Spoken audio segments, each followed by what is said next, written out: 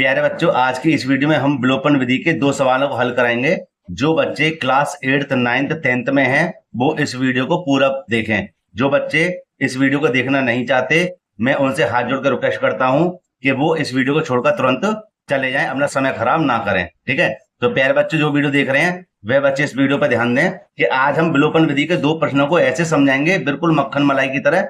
और ये जो वीडियो है बिल्कुल वेरी वेरी मोस्ट इंपोर्टेंट होने वाली है, क्योंकि इस तरह के सवाल आपको समीकरण बनाने के लिए जरूर मिलते होंगे।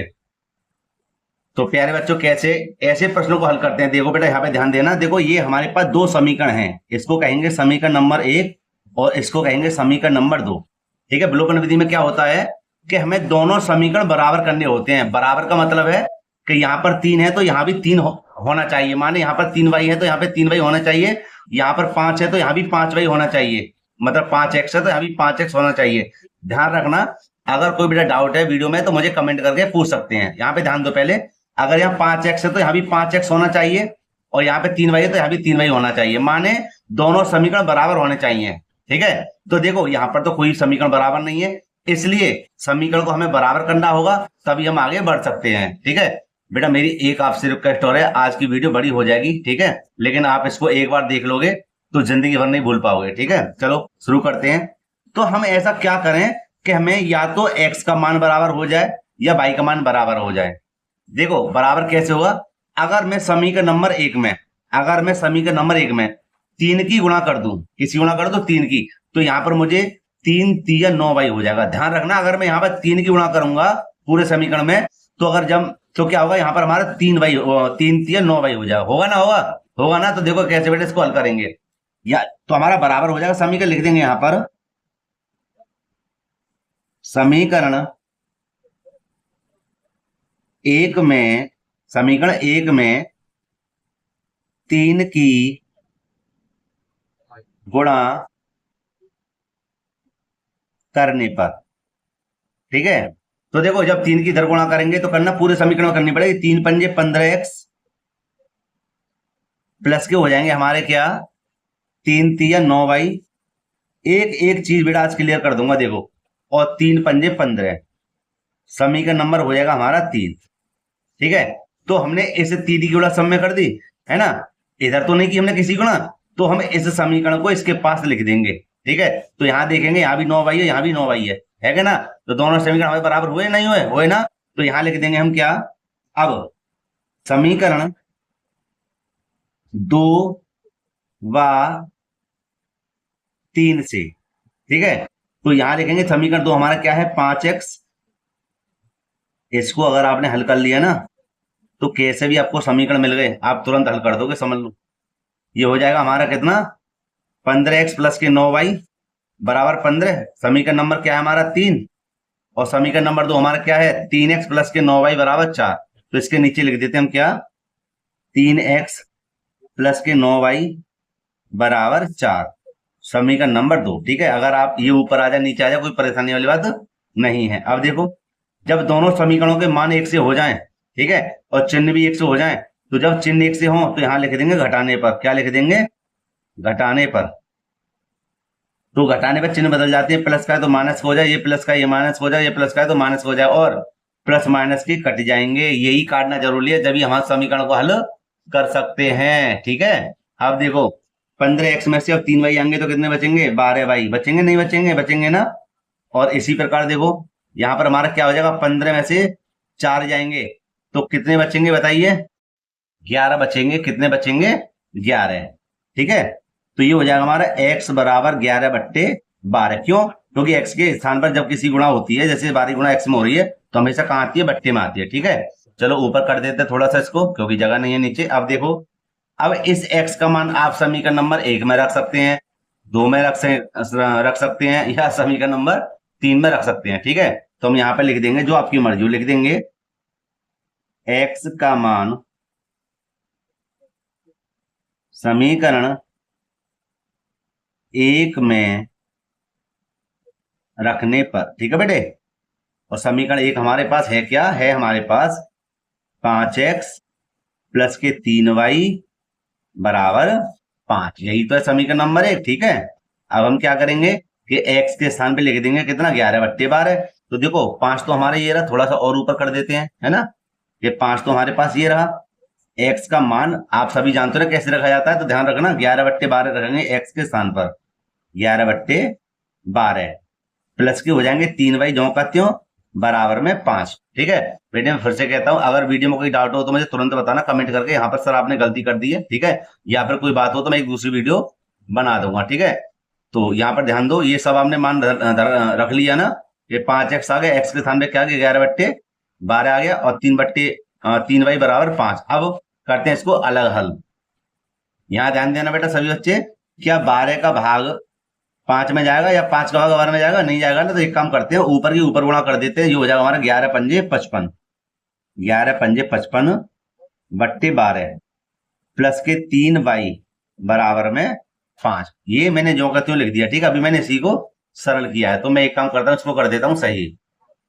अब ये सही हो गया, तो देखो इसको कैसे हल करेंगे बेटा, कि 3y को तो रहने दो यहीं पर, 5 हमारा ये रहा, संख्या को इधर भेजो, तो हो जाएंगे हमारे कितने 55/12।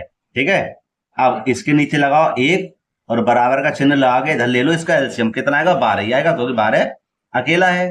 अब देखो 12 की गुणा करेंगे 5 में और 1 की गुणा करेंगे 55 में, क्रॉस मल्टीप्लाई कर देंगे, तो यहाँ पर देखो 3y का 3y रहेगा। ठीक है, 12 पंजे कितने हो जाएंगे 60, माइनस के 1 पंजे 55। अब 3y बराबर 60 में से 55 जाएंगे तो कितना बचेगा, 5 ही बचेगा बट्टे में 12। ठीक है, आप देखो या तो आप 5 का सॉरी यहाँ पे इसके नीचे लगा दो 1। ठीक है, हम फिर क्रॉस मल्टीप्लाई करेंगे, तो देखो 12 गुणा करेंगे इधर, 12 में 12 में 12 12 तिया 36y बराबर में 5 एकम 5, और y बराबर हो जाएगा हमारा कितना 5/12। समझे, 5/12 निकला नहीं निकला, और यही हमारा क्या होगा आंसर हो जाएगा।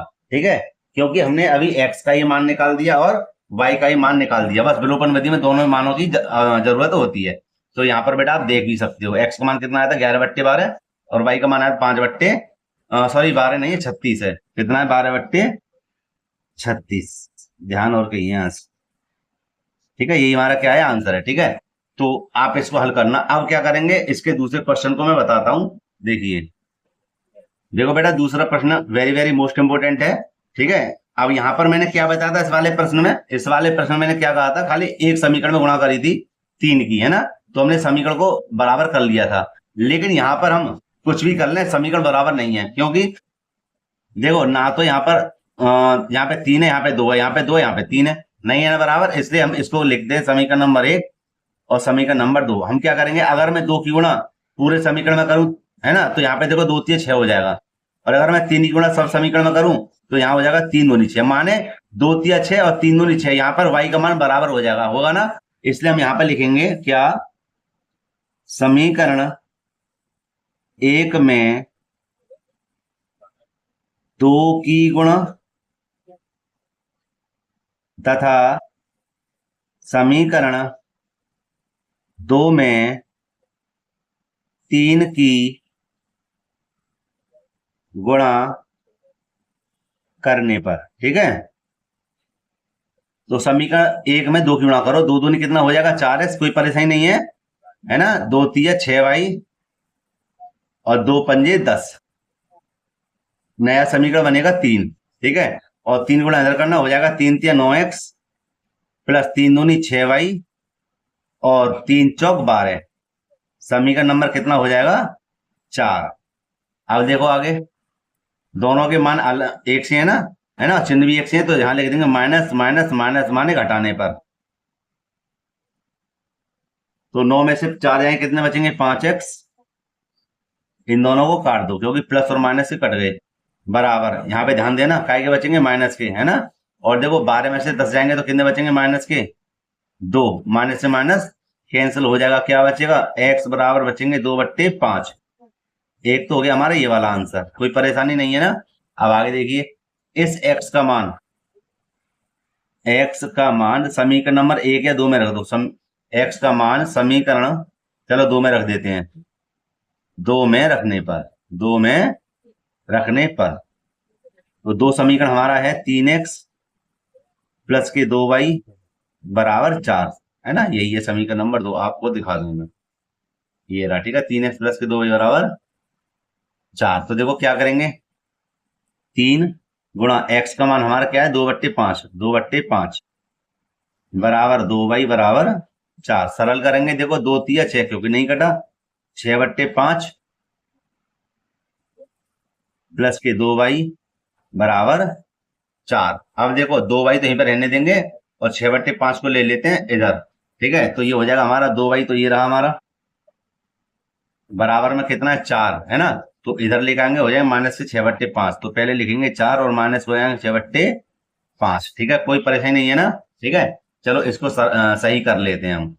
अब देखिए यहाँ पर क्या कि यहाँ पर हम लेंगे एलसीएम, कितना आएगा हमारा, एक नीचे लगा दो 5 ही आएगा, और 4 पंजे 20 माइनस के 1 छिक्के 6, ये हो जाएंगे हमारे कितने 2y। यहां लिख देंगे 2y बराबर 20 में 6 के कितने बचेंगे 14/5, नहीं कटाना। तो क्या करेंगे यहाँ पर हो जाएगा हमारा 1, 5 गुणा इधर कर देंगे, 2 पंजे 10y और 14 एकम 14, y बराबर 14/10, 2 से काट दो, 2 सत्ते 14, 2 पंजे 10, तो y बराबर आ जाएगा हमारा 7/5, और यही हमारा क्या है आंसर है, ठीक है। तो प्यारे बच्चों, मैंने दोनों ही प्रश्न बहुत ही सरल तरीके से समझाए हैं। अगर वीडियो में कोई भी डाउट हो मुझे कमेंट करके पूछ सकते हैं, ठीक है। तो प्यारे बच्चों, वीडियो को यहीं पे समाप्त करते हैं। अगर वीडियो अच्छी लगी हो तो लाइक करना, जो छात्र चैनल पर नए हैं चैनल को जरूर सब्सक्राइब कर लें और बेल आइकन को भी प्रेस कर लें, जिससे आने वाली वीडियो का नोटिफिकेशन समय समय मिलता रहे। तो प्यारे बच्चों, मिलते हैं इसी प्रकार एक और वीडियो के साथ। जय हिंद।